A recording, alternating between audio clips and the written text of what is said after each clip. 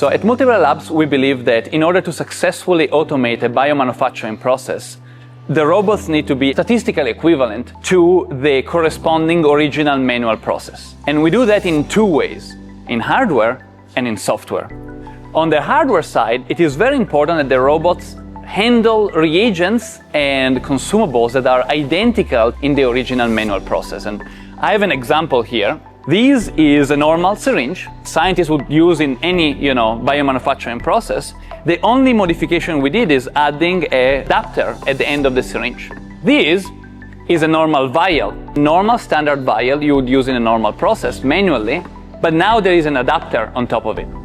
So now a robotic system can easily connect or disconnect the syringe and the vial so that if you were a cell, nothing would be changing for you, but now the whole operation is handled automatically by a robot. Second step is software. What we've noticed, every process requires a very particular handling of consumables, reagents, or the cells. So for example, if you need to resuspend the cells or a reagent into a vial, you would shake it in a different way according to your process. And every scientist, every process has their own particular way. So how do we teach that to the robots? Well, that's where we use Resonance, our auto-training engine.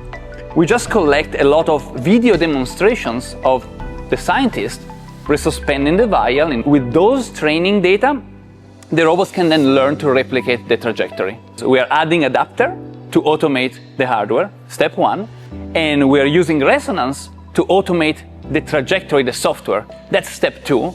Together, this enables us to effectively replicate a process by being statistically equivalent.